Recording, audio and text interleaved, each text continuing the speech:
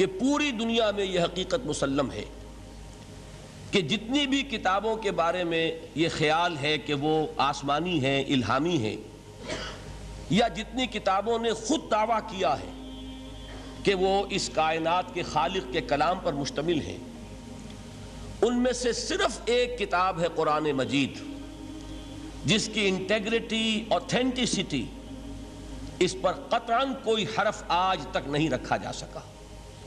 باقی کوئی کتاب اپنے اصل ٹیکسٹ کے ساتھ محفوظ نہیں ہے۔ میں ہندوستان کی جو کتابیں ہیں، وید اور ان کے شاستر، ان کے بارے میں تو میں کچھ عرض کرنا نہیں چاہتا، اس لیے کہ ان کتابوں کا اپنا دعویٰ بھی یہ نہیں ہے کہ وہ الہامی کتابیں ہیں۔ عام طور پر خیال یہی ہے کہ کچھ رشیوں منیوں کی اپنی تصانیف ہیں، لیکن جن کتابوں کا دعویٰ ہے، تورات، ہم بھی اس دعوے کو تسلیم کرتے ہیں کہ قرآن نے اس کی تصدیق کی ہے۔ اللہ کی کتاب تھی، فیہا ہدی و نور، قرآن تسلیم کرتا ہے اس میں ہدایت بھی تھی، نور بھی تھا۔ لیکن یہ کہ تورات کے ماننے والے خود تسلیم کرتے ہیں کہ وہ اصل تورات آج دنیا میں کہیں موجود نہیں۔ وہ تورات یا وہ احکام، دی 10 کمانڈمنٹس کہ جو پتھر کی تختیوں پر لکھے ہوئے دیے گئے تھے، ان کا آج دنیا میں کہیں وجود نہیں۔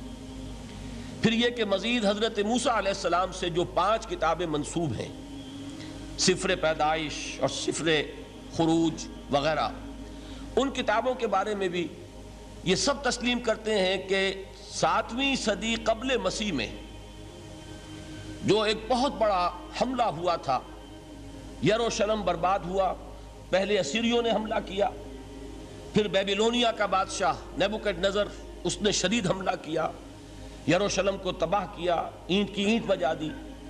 اس کے بعد سے وہ اصل نسخہ تورات کا پوری دنیا میں کہیں نہیں۔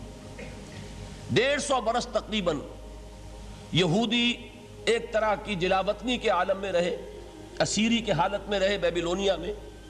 وہاں سے جب 150 برس بعد واپس آئے ہیں تو کچھ لوگوں نے اپنی یادداشت سے پھر اس تورات کو مرتب کیا ہے۔ گویا کہ یہ بات ہمارے کہنے کی نہیں ہے، بلکہ تورات کے ماننے والے خود تسلیم کرتے ہیں کہ اصل تورات آج دنیا میں کہیں نہیں۔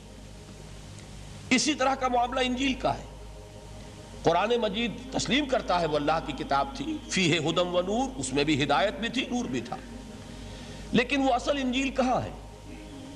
آج دنیا میں جنہیں کینونیکل گاسپلز کہتے ہیں، وہ 4 اناجیل ہیں، کوئی ایک انجیل نہیں ہے۔ میں نے ایک مرتبہ ایک پادری صاحب سے سوال کیا تھا اپنے زمانہ طالب علمی میں کہ which one of them is Bible؟ تو انہوں نے بڑا پیارا جواب دیا تھا، میں ان کی ذہانت کو خراج تحسین ادا کرتا ہوں۔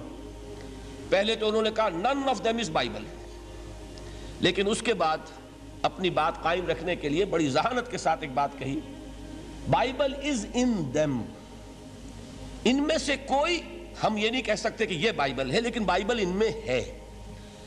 ویسے آپ کے علم میں ہوگا کہ 100 سے زیادہ تھیں یہ اناجیل کہ جن میں انتخاب کیا گیا تھا، تقریباً 302 میں غالباً وہ نیکیا کی یہ کاؤنسل ہوئی تھی رومن ایمپرر کے زیر اہتمام، ان میں سے 4 کو چنا گیا تھا۔ یہ کینونیکل ہیں، باقی اپوکریفل ہیں، وہ غیر قانونی ہیں۔ بہرحال ایک بات بالکل واضح ہے، حضرت مسیح علیہ السلام کی زبان یا عبرانی ہو سکتی تھی یا آرامائک، اور ان دونوں زبانوں میں انجیل کا کوئی نسخہ آج دنیا میں موجود نہیں۔ جو اس کا سب سے قدیمی نسخہ ہے وہ بھی گریک ٹرانسلیشن ہے، تو معلوم ہوا کہ ٹرانسلیشن تو اصل کبھی ہو ہی نہیں سکتا۔ واقعہ یہ ہے کہ کسی بھی زبان سے کسی دوسری کتاب کو جوں کا تو منتقل کرنا ممکن نہیں۔ قرآن مجید کا یہی وجہ ہے کہ علماء ایک بہت طویل عرصے تک ترجمے کی مخالفت کرتے رہے کہ کہیں ایسا نہ ہو کہ اگر لوگوں کی توجہ تراجم کی طرف ہو جائے تو اصل ٹیکسٹ کی طرف سے توجہ ہٹ جائے۔ لہذا آپ کے شاید علم میں ہو کہ جب پہلی مرتبہ ہندوستان میں امام الہند حضرت شاہ ولی اللہ دہلوی رحمۃ اللہ علیہ نے فارسی میں ترجمہ کیا تو بعض علماء نے ان کے خلاف باقاعدہ شورش برپا کی کہ آپ نے ایک غلط کام کیا ہے، قرآن مجید کا ترجمہ نہیں ہونا چاہیے، اس لیے کہ ترجمہ اصل نہیں ہوتا۔ آپ یقین کے ساتھ کبھی نہیں کہہ سکتے کہ آپ نے ایک زبان کے مفہوم کو دوسری زبان میں جوں کا توں ادا کر دیا۔ بہرحال ان دونوں کتابوں کے بارے میں ان کے اپنے ماننے والے اس بات کا اعتراف کرتے ہیں کہ وہ اصل کتابیں کہیں نہیں، اور دنیا میں سب نے تسلیم کیا ہے کہ قرآن واحد کتاب ہے، یعنی وہ یہ نہ مانے کہ یہ اللہ کا کلام ہے، لیکن یہ تسلیم کرتے ہیں یہ وہی کتاب ہے جو محمد نے صلی اللہ علیہ وسلم اپنی امت کو عطا کی۔